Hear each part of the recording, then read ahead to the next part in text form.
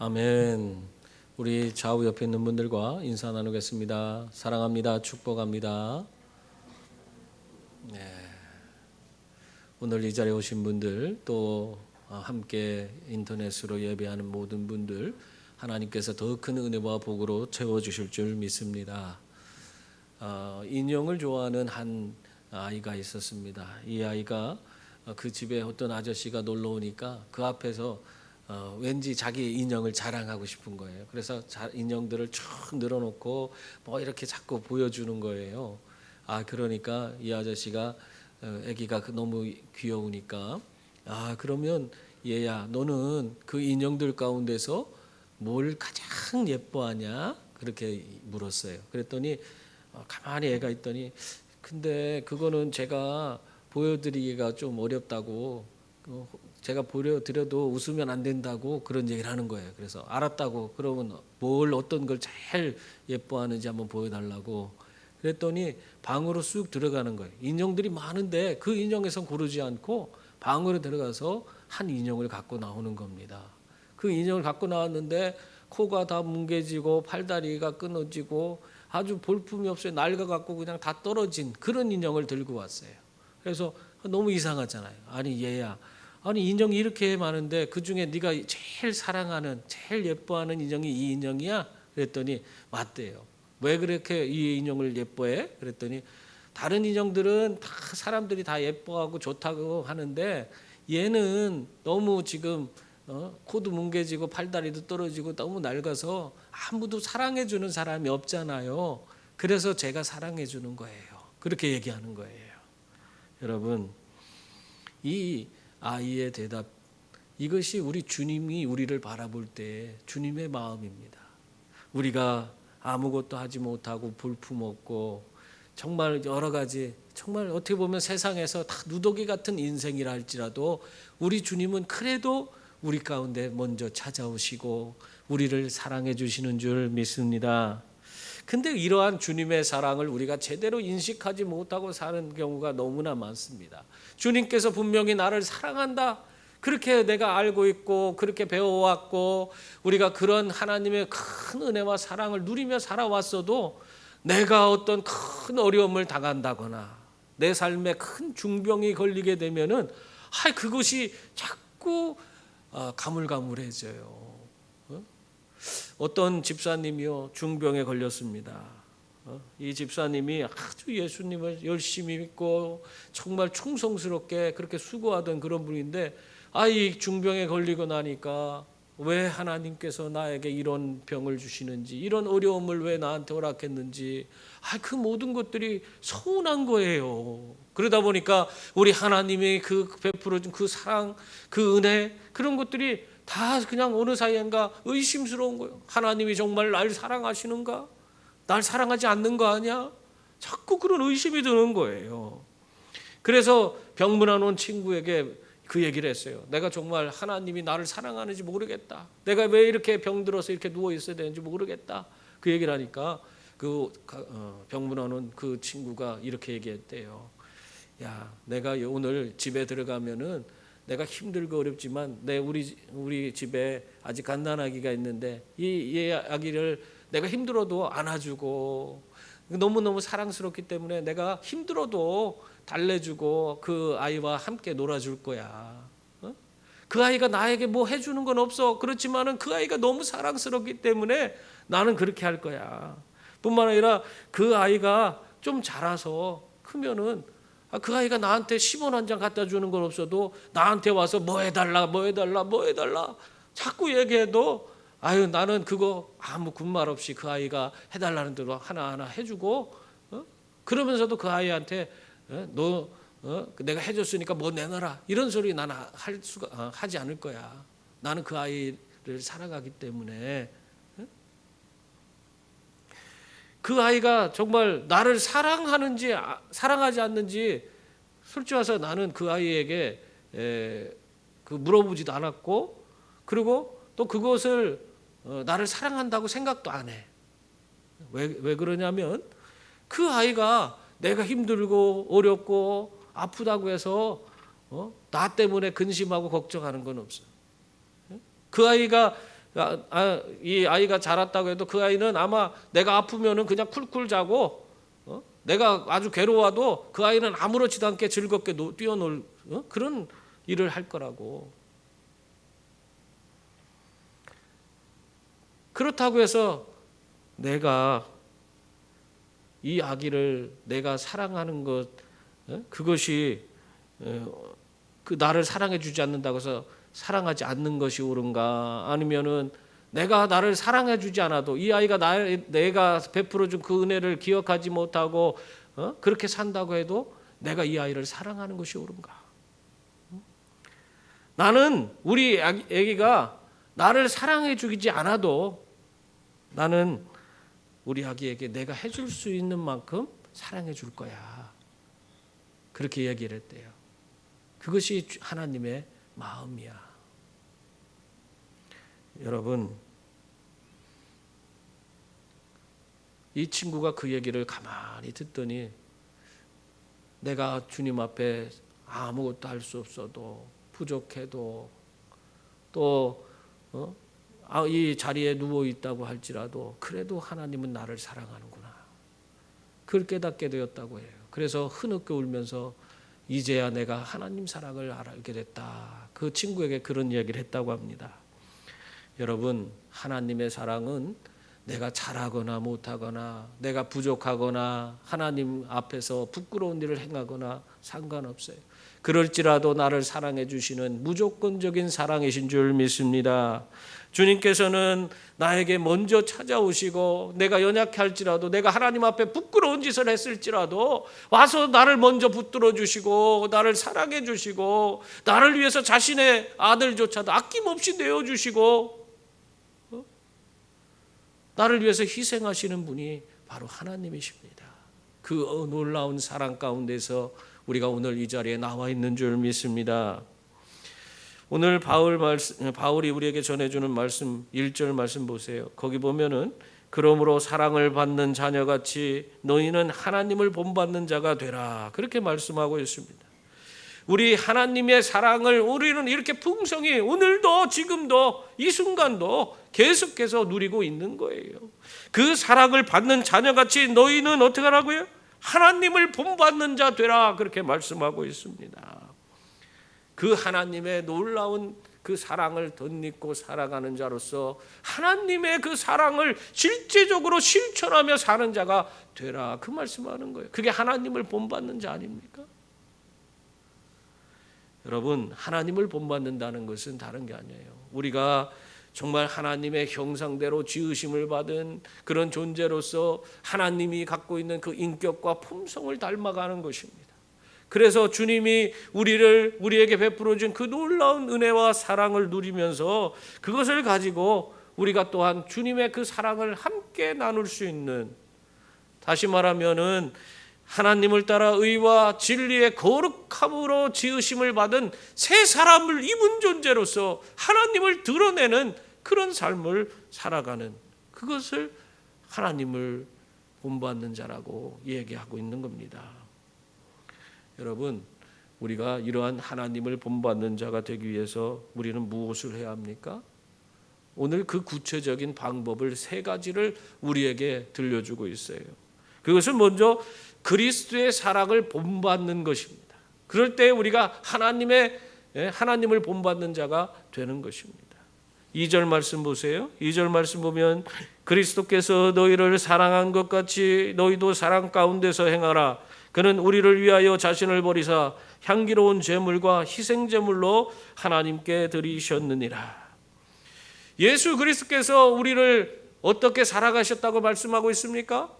자신을 구약의 제물을 드려서 그 제물을 각을 뜨고 피를 흘려서 하나님 앞에 그 제물로 드렸듯이, 희생 제물로 드렸듯이 자기 자신을 우리를 위해서 십자가의 구속 제물로, 십자가의 희생 제물로 자신을 드렸다. 그렇게 말씀하고 있습니다. 이 예수님의 그 엄청난 그런 자기 희생적인 사랑의 모습을 우리에게 보여주고 있는 것입니다. 이러한 자신의 목숨으로 우리를 사랑해 주셨어요. 여러분, 우리들이 오늘 의롭게 되고 또 하나님 뜻대로 행할 때에 그런 사람이 되어야지만이 하나님께서 우리를 사랑해 주시고 구원해 주시는 것이 아닙니다. 우리가 하나님 앞에 의롭지 못하다고 할지라도, 부족하다 할지라도, 여러 가지 면에서 연약하다 할지라도 하나님은 먼저 우리를 사랑해 주시는 그런 분이신 줄 믿습니다. 로마서 5장 8절에 보면 우리가 아직 죄인 되었을 때 그리스도께서 우리를 위하여 죽으심으로 하나님께서 우리에 대한 자기의 사랑을 확증하셨느니라, 그렇게 말씀하고 있어요. 우리가 아직 죄인 되었을 때 하나님께서 우리를 찾아오시고 만나주시고 우리를 위해서 자기 하나밖에 없는 독생자 예수 그리스도를 십자가에 달려 죽게 하심으로 하나님이 우리를 얼마나 사랑하는지를 확증해 주셨다, 그렇게 말씀하고 있어요. 우리가 잘나서 우리를 구원해 줬습니까? 우리가 의로운 일을 했기 때문에 구원해 줬어요? 하나님 앞에서 정말 우리가 여러 가지 많은 일들을 감당하고 충성스럽게 뭘 했다고 해서 구원해 줬습니까? 그게 아니에요. 우리가 아직 죄인 되었을 때에, 하나님 앞에 연약할 때에, 하나님 앞에서 원수 되었을 때에 하나님께서 먼저 우리를 찾아오시고 그 아들을 우리의 죄값으로 대신 내어주심으로 우리를 사랑하셨다, 그렇게 말씀하고 있는 것입니다. 여러분, 이렇게 하나님께서는 우리에 대한 사랑이 어떠한 것인지를 예수 그리스도를 통해서 확실하게 보여주셨습니다. 예수님 또한 자기를 스스로가 하나님 뜻에 순종함으로 자기를 십자가에 내어주심으로 우리를 또한 예수님도 어떻게 사랑하는지를 보여주신 거예요. 여러분, 그러므로 우리는 그 엄청난 사랑을 받았어요. 생명으로 우리의 죄값을 지불해 주신, 자신의 목숨값으로 우리를 구원해 주신 그 은혜 가운데서 우리가 살아가요. 그 큰 사랑을 받은 자로서 우리는 우리의 형제 자매들에게 어떻게 해야겠습니까? 예수 그리스도의 그 사랑, 주님이 우리를 사랑한 것처럼 우리도 우리 형제 자매들을 사랑하며 살아야 하는 것입니다. 그것이, 그런 삶을 살 때 우리는 하나님을 본받는 자가 되는 것입니다. 빵을 만드는 일이 너무 좋은 그런 한 사람이 있었습니다. 근데 이 사람은 IT 기업에 다니는 사람이었어요. IT, 그러니까 첨단 그런 전자제품을 만드는 그런 회사에서 참 열심히 그럴듯하게 아주 좋은 대우를 받아가면서 직장 생활을 하고 있었습니다. 근데도 빵 만드는 것을 너무 하고 싶은 거예요. 그래서 빵집을 차리고 싶은 거예요. 그래서 직장 다니면서 그 남는 시간에 빵을 만드는 기술을 배우러 다니고, 또 틈만 있으면은 빵집을 어디 하면 좋을까 해서 빵집을 할 만한 곳을 찾아다니고, 그리고 결국에 그 또 빵집을 차리려면 얼마나 드는지 그 비용을 계산도 하고 하면서 열심히 10년간을 준비했습니다. 그리고 10년이 다 되어서 모든 것이 준비가 되었을 때 그는 직장을 그만두고 빵집을 차렸어요.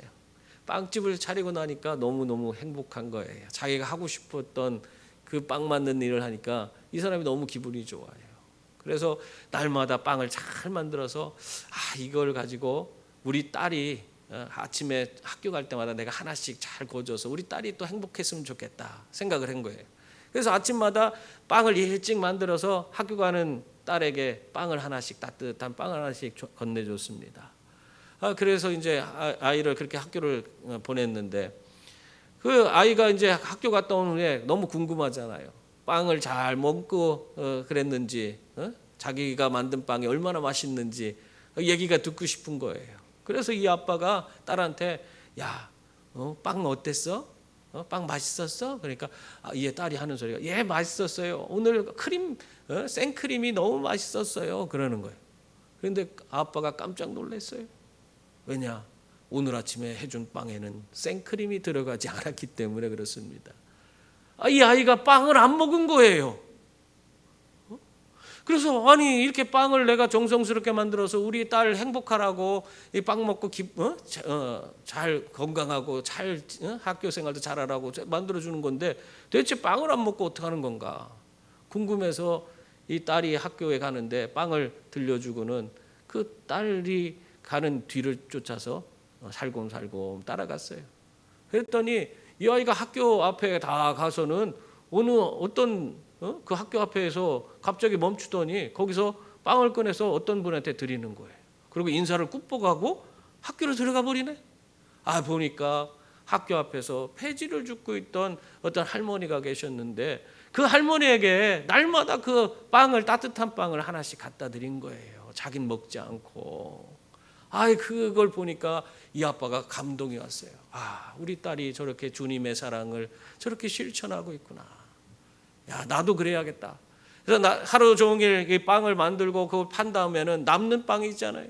그걸 가지고 자기도 이웃들, 불우한 이웃들과 그것을 나눠야겠다 하고 그렇게 실천하며 그가 그때부터 그렇게 남을 돕는 그런 일을 행했다고 합니다. 여러분, 이 빵이라는 거 사실 뭐 별거 아니잖아요. 어떻게 보면은 이것을 가지고 뭘 할 수 있겠다 생각하지만은 그 조그만 그 빵 하나 가지고도 그걸 가지고 우리가 다른 이들을 행복하게 해줄 수 있고 그들에게 주님의 사랑을 나눌 수가 있는 것입니다. 우리의 표현 방법이 크고 작음에 우리가 고민하지 말고 내가 할 수 있는 최선의 방법으로 주변 사람에게 자주 사랑을 표현하는 그런 분들이 다 될 수 있기를 바랍니다. 그것이 하나님을 본받는 자의 삶이 되는 것입니다. 또한 하나님을 본받는 두 번째 방법은 어둠에 속한 일을 버리는 것입니다. 3절 4절 보세요. 우리 함께 읽어볼까요? 음행과 온갖 더러운 것과 탐욕은 너희 중에서 그 이름조차 부르지 말라. 이는 성도에게 마땅한 바니라. 누추함과 어리석은 말이나 희롱의 말이 마땅치 아니하니 오히려 감사하는 말을 하라. 아멘. 여기서 바울이요 성도들에게 뭘 버리라고 말씀하고 있어요? 여기서 6가지를 버리라고 하고 있어요. 음행과 더러운 것과 탐욕을 버리고 또 누추함과 어리석은 말과 희롱하는 말을 버리라고 그렇게 말씀하고 있습니다. 이 두 가지로 볼 수 있어요. 하나는 이 3절에 있는 것들이죠. 3절에 뭘 지적하고 있어요? 음행과 더러운 것과 탐욕, 이것을 버리라 그렇게 말하고 있어요. 이것은 그 당시 에베소 지역에 팽배했던 그런 성적 타락 가운데서 이 온전치 않은 부분, 이런 말하자면 음행이나 더러운 것과 탐욕에 휩쓸리지 말고 그런 것을 완전히 과감히 끊어버리는 그런 인생을 살아야 된다 하고 말씀하고 있는 겁니다. 왜냐? 5절 말씀에 보면 그것에 대한 해석이에요. 5절에 보세요. 거기 보면은 뭐라고 되어 있어요? 그렇게 행하는 자들은 결국에는 우상 숭배자와 같다. 우상 숭배, 하나님 말고 다른 것에 더 마음을 두는 것을 우상 숭배라고 그래요. 우리가 돈에 대해서 더 마음을 쓰고 있으면은 하나님보다 돈에 더 마음이 가 있으면 어때요? 돈이 우상이 되는 거예요. 내가 자식에게 하나님보다 자식에게 더 마음이 가 있으면 그 자식이 자기의 우상이 되는 거예요. 우리가 살다 보면 하나님보다 더 마음이 가는 그런 부분이 있어요. 그 부분을 끊어버리라는 거예요. 에베소에 있는 성도들에게는 그 시대에 그 성적 타락한 그런 사회 분위기 속에서 그런 음행이나 더러운 것이나 탐욕을, 그런 성적인 문제를 다 끊어버려서 거룩한 하나님의 백성으로서 삶을 살아가야 된다. 그 말씀을 하고 있는 것입니다. 그걸 하지 못하면 그 사람들은 우상 숭배자와 같이 하나님보다 더 다른 것에 마음을 두고, 그래서 결국 그 인생이 망가지고 타락하는 그런 자가 될 수밖에 없다 말씀하는 겁니다. 뿐만 아니라 이런 자들이 다 어떻게 된다고 했어요? 이런 자들은 다 그리스도와 하나님 나라에서 기업을 얻지 못한다고 그렇게 분명히 말씀하고 있습니다. 여러분, 기업을 얻지 못한다는 게 무슨 뜻이에요? 결국 기업을 얻지 못한다는 것은 결국 최후 심판 자리에서 정죄를 받아 지옥에 던져진다는 그 얘기를 하고 있는 거예요. 여러분, 지금 이 얘기가 저 밖에 있는 예수님 알지 못하는 사람들에게 하는 얘기예요? 아니에요. 바로 오늘 이 자리에 있는 예수를 믿고 살아가는 성도들에게 하는 소리. 성도들이 그 마음을 이런 성적인 타락한 것에 마음을 뺏기고 음란에 빠지고 더러운 것에 빠지고 탐욕을 부리며 살면은 결국 그 인생은 심판받아 지옥불에 던져진다는 거예요. 성도들에게 얘기하는 거예요.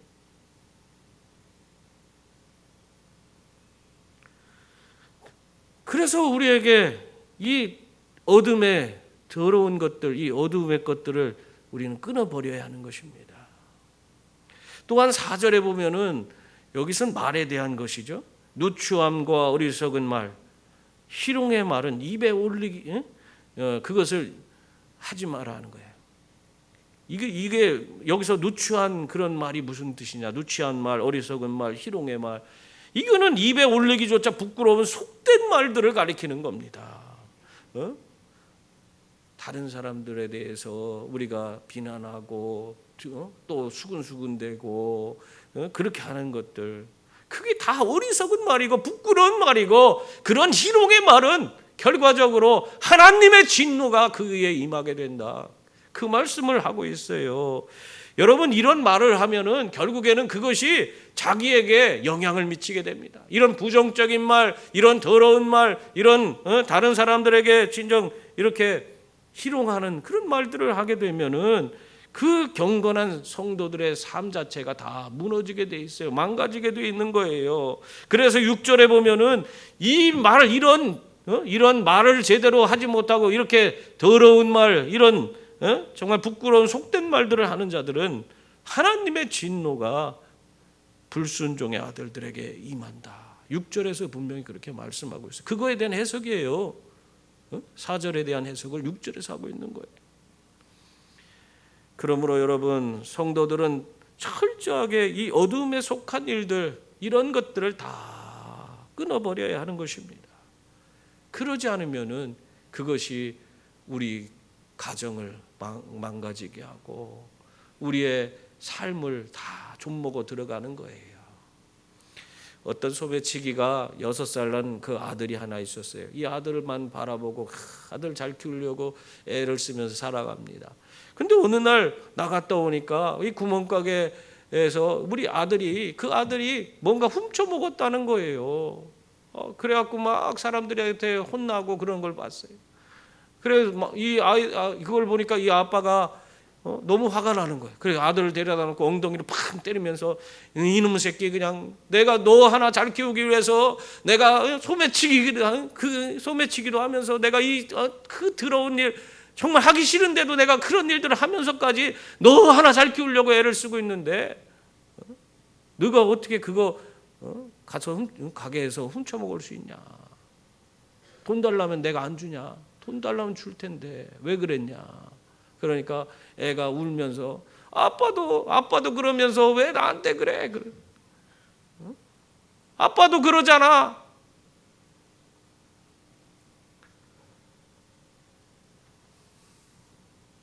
여러분, 어둠 속에 속한 일을 내가 버려야 합니다. 그러지 않으면은 그것으로 인해서 악한 영향력이 우리의 삶에 들어오는 거예요. 우리 가정에 들어오는 거예요. 내 삶이 망가지고 내 자손들이 다 무너지는 거예요.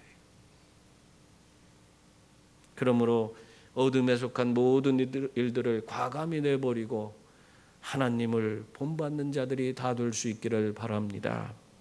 그리고 또한 빛의 자녀로서 빛의 열매를 맺을 때에 우리는 하나님을 본받게 되는 것입니다. 8절, 9절 말씀 보세요. 거기 보면 너희가 전에는 어둠이더니 이제는 주 안에서 빛이라. 빛의 자녀처럼 행하라. 빛의 열매는 모든 착함과 의로움과 진실함에 있느니라. 아멘. 여러분, 우리 예수님은 이 땅에 빛으로 오신 분이신 줄 믿습니다. 그러므로 예수를 그 삶에 영접하고 사는 자들은 예수 그리스도의 찬란한 그 영광의 빛을 품고 사는 자들이에요. 그 영광의 빛을 통해서 우리는 세상을 비추면서 살아갑니다. 여러분, 우리는 스스로가 빛을 내는 발광체가 아니에요.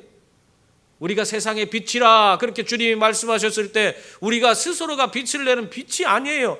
주님의 그 영광의 빛이 내 삶에 들어옴으로 말미암아 주님의 빛이 나를 내 삶을 통해서 뿜어져 나감으로 세상의 빛이 되는 거예요.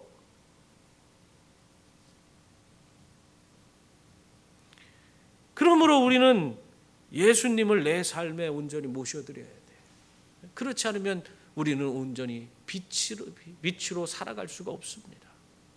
예수님께서 내 삶에 오셔서 나를 다스려 주시고 내 삶을 통해서 하나님의 위대한 일들을 이루어 가시면서 나를 통해서 주님의 그 영광의 빛을 세상에 비출 때, 그때 우리를 통해서 하나님의 위대한 일들이 이루어지는 거예요. 우리는 그러면서 그 주님의 영광의 빛으로 말미암아 저절로 아름다운 빛의 열매를 주렁주렁 맺으며 사는 그런 자들이 되는 것입니다. 여러분, 빛의 열매가요, 내가 맺고 싶다고 해서 맺는 게 아니에요. 내가 노력한다고 되는 게 아니에요. 빛의 열매는 빛 대신 주님께서 내 안에서 오셔서 나를 통해서 그분의 영광의 빛을 세상에 비추게 될 때, 그때 내 삶에 저절로 주렁주렁 맺히게 되는 겁니다. 이게 비밀이에요. 그러므로 우리가 예수 그리스도를 온전히 내 삶에 모셔드리고 그분의 마음을 품고 살아가는 그런 분들이 다 될 수 있기를 바랍니다. 그러면 우리가 빛의 열매를 맺게 되는데, 그 빛의 열매가 뭐냐? 모든 착함과 의로움과 진실함이다. 그렇게 성경은 말하고 있습니다. 우리가 주님 안에 거하며 주님의 영광의 빛 가운데 살아갈 때 우리가 어떻게 돼요? 주님의 그 마음을 품게 돼서 모든 착함과 의로움과 진실함으로 사람들을 대하고 사람에게 선한 영향력을 끼치며 사는 그런 자들이 되는 거예요. 이런 빛의 열매가 맺어지는 거예요. 그럴 때 우리는 하나님을 본받는 자가 되는 것입니다. 그런데 성도들 가운데는요, 자꾸 예수님을 영접하고 빛의 자녀가 됐는데도 불구하고 자꾸 옛죄 가운데로 자꾸 돌아가는 그런 사람들이 있어요. 그런 일은 절대 있어서는 안 됩니다. 11절 말씀 보세요. 너희는 열매 없는 어둠의 일에 참여하지 말고 도리어 그것을 책망하라고 말씀하고 있어요. 어둠의 일에 참여하면 어떻게 됩니까? 그 영혼이 제대로 견딜 수가 없어요. 영혼이 다 파괴되어지고 그 인생도 걷잡을 수 없이 망가지는 그런 인생을 살아갈 수밖에 없는 것입니다. 캐나다에서 가장 아름다운 도로를 갖고 있는 유명한 관광지가 있습니다. 그게 케이프 브리튼 섬인데, 이 케이프 브리튼 섬에는 바다 밑으로 수십 킬로가 되는 그런 엄청난 탄광이 있어요. 그래서 석탄을 거기에 엄청나게 매장돼 있어서 옛날에 탄을 많이 채취를 했다고 그래요. 지금은 뭐 거기서 석탄을 채취하지 않습니다만 옛날에 거기서 어마어마한 양의 석탄을 채취했는데, 그때 그 말들을 이용해서 그 석탄을 나르게 했다는 겁니다. 그 탄광 그 굴 안에서. 이 탄광에 한번 들어온 말은요, 탄광 안에서 다시는 밖으로 나가지 못한대요. 왜냐하면 이 말들이 탄광에서 오랫동안 어둠 속에서 일하다가 갑자기 밖으로 나가면 눈이 멀어버려서 그 말은 다시는 쓸 수가 없다는 겁니다. 그래서 이 한번 탄광에 들어온 말은 죽을 때까지 그 탄광 속에서 그 검은 그 먼지 속 구덩이에서 일평생을 살고 거기서 죽어야 되는 거예요. 여러분, 우리들이요 빛의 자녀인데 빛의 자녀로서 온전히 살지 못하고 우리들이 어두움 가운데로 나아가면 어떻게 됩니까? 다시 이 죄악 가운데로 옛죄의 그 본성으로 쫓아서 죄악 가운데로 나아가게 되면은 다시 우리가 이 어둠에서 빛으로 나오기가 어렵다는 거예요. 다시 나오는 것이 얼마나 어려운지 그게 쉽게 되지 않습니다.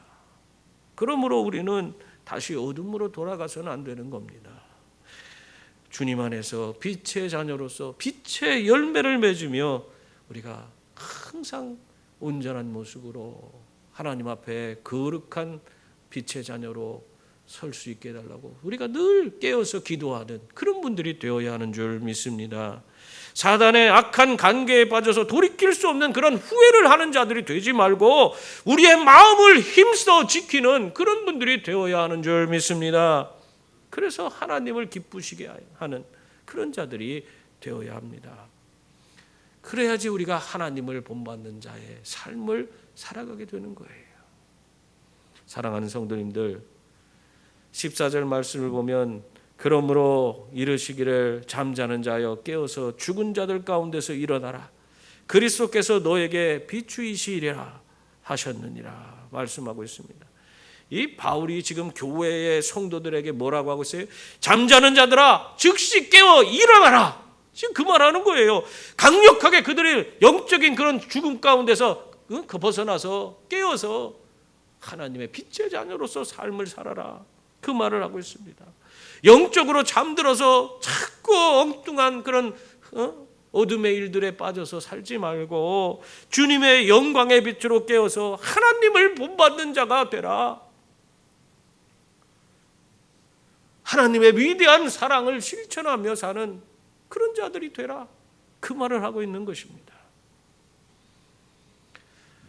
미국의 킹스턴과 노스캐롤라이나 지역 사이에 그 엘리자베스 강이라는 강이 흐르는데 그 강에 많은 배들이 오갑니다. 그럴 때에 그 무슨 다리라고 하는지 잃어버렸는데 이 다리가 중간에 이렇게 들리는 그런 다리 있잖아요.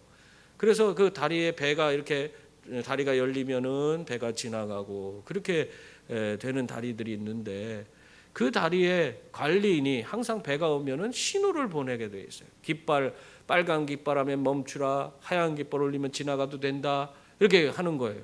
그런데 그 강에서 큰 배하고 그 다리가 충돌하는 사건이 나서 18명이 죽는 그런 대단한 그런 사고가 일어났습니다. 그래서 결국에 그 배 선장하고 그 관리인, 다리 관리인하고 재판을 받게 됐어요. 누가 잘못했는지 서로 이야기하는데 서로 잘못한 게 없다는 거예요. 신호대로 갔다는 거예요. 흰색을 봤기 때문에 흰 깃발이 올라와서 자기는 거기 배를 계속 운행했고 그렇게 나아갔다는 거예요. 근데 또 관리인은 무슨 소리 하는 거냐? 제가 분명히 설하고 빨간 깃발을 올렸는데 왜 그러는 거냐? 막 하면서 서로 막 논쟁이 붙어서 이게 누가 잘못했는지 판별이 안 나는 거예요. 근데 그냥 이 문제가 오랫동안 이것이 불거질 줄 알았는데 일순간에 그 문제가 해결되고 말았어요. 알고 보니까 그 깃발이요, 빨간 깃발이 이게 색이 오랫동안 세월에 색이 바래갖고는 흰 깃발이 돼버렸어. 이게 빨간색인지 흰색인지 구별이 잘 안 돼. 그래갖고 결국 사고가 난 거였어요. 여러분, 우리가 주님의 영광의 빛을 세상에 온전히 비추는 그런 존재들이 되어야지 우리들의 그런 모습들이 세상과 타협하고 적당히 색이 바래갖고 구별되지 않는, 세상과 구별되지 않는 그런 존재들이 되어버린다면 우리들은 아무런 영향력을 끼칠 수가 없어요. 빨간 깃발이 분명히 올라갔으면 그 멈춰야 되는데 그 빨간 깃발이 색이 바래서 제 영향력을 끼치지 못하기 때문에 사고가 나잖아요. 우리 예수 믿는 사람들이 주님의 영광의 빛으로 말미암아 살아야지. 주님께서 내 삶에 오셔서 그분의 영광의 빛을 세상에 비추도록 하면서 살아야지. 온갖 죄악 가운데서 덕지덕지 그 수많은 때가 묻어서 주님의 빛이 세상에 우리의 몸을 통해서 나와야 되는데, 드러나야 되는데 그게 드러나지 못하고 가리워진다면 그 삶을 통해서 무슨 일이 일어나겠습니까? 오히려 하나님의 영광을 가리우는 자가 되는 거예요. 그러므로 여러분, 우리의 삶에 있는 모든 어둠의 일들을 다 몰아내고 주님의 사랑을 온전히 실천하며 살아가는 그런 분들이 다 될 수 있기를 바랍니다. 주님을 내 삶의 중심에 모셔드리고 주님의 영광의 빛을 찬란히 세상을 비추며 그렇게 살아가는 그런 빛의 자녀들, 그리고 아름다운 빛의 열매를 맺는 그런 귀한 성도들이 다 될 수 있기를 바랍니다. 그래서 오늘도 선한 영향력을 가지고 이 세상을 바꾸고 변화시키는 주역이 다 될 수 있기를 주님의 이름으로 축원합니다.